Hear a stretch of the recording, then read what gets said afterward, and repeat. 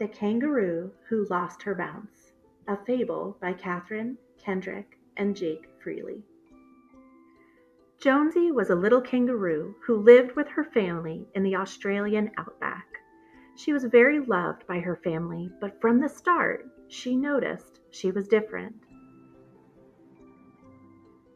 For when all of the other kangaroos were playing in the grasslands, she started to notice that all of the girl kangaroos had pouches.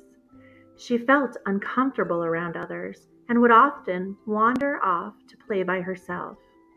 The other kangaroos didn't understand why Jonesy would spend so much time alone, and they thought it was because she was stuck up. Jonesy soon grew tired of playing by herself and wondered if there was a way that she could get a pouch so that she could fit in with all of the other kangaroos.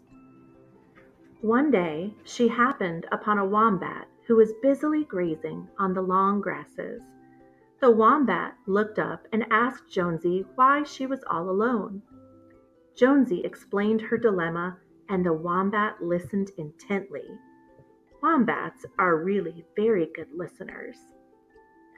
At the end of Jonesy's sad tale, the wombat sat up and said, "You know, there is only one creature that can help you, but it will cost you. You must think hard about it before taking this path."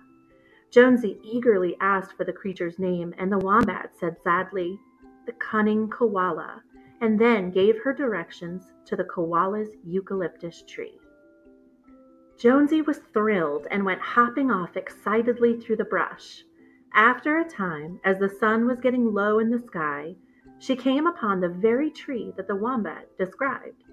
As she bounced up and approached the eucalyptus forest, she grew a little nervous, but continued on. Just as the sun dropped below the horizon and the crickets came out for their night songs, Jonesy arrived at the cunning koala's tree. The koala quietly asked, "Who's there?" And Jonesy replied, "It's me. My name's Jonesy and I live across the grasslands. I've come to ask you for a favor. I don't have a pouch like the other kangaroos and I don't fit in. Can you please sew me a pouch?" The koala considered quietly for a minute and then replied, "I will sew you a pouch, but it will cost you." Jonesy waited to hear what the price would be. The cunning koala simply said, "Come back tomorrow at sunrise and I will have your pouch." Jonesy said thank you and bounced quickly across the plain back to her family. At daybreak, she woke up bright and early and bounced back across the grassland to the eucalyptus forest. The cunning koala was ready for her and climbed down from his tree with Jonesy's new pouch. He held it away from her and said, "Now, before I give this to you, would you like to know the price?" Jonesy breathlessly said, "Yes, I'm ready." And the cunning koala said, "You can have your pouch, but in return, I will take your bounce." "My bounce?" Jonesy cried. "Yes, you see, koalas can't move very fast, and it would be quite advantageous to have a little extra bounce when I need it." Jonesy fretted for a moment, thinking about what it would be like to lose her bounce. She thought about all of the times that she played alone and decided that the cost of getting her pouch and fitting in was worth losing her bounce. She looked up at the cunning koala and said, "Yes, I will give you my bounce in return for a pouch." She felt different as the koala affixed her new pouch to her belly. It blended in with her fur and it looked like she was born with it. She squealed with glee and went to hop with joy when she realized that her feet refused to leave the earth.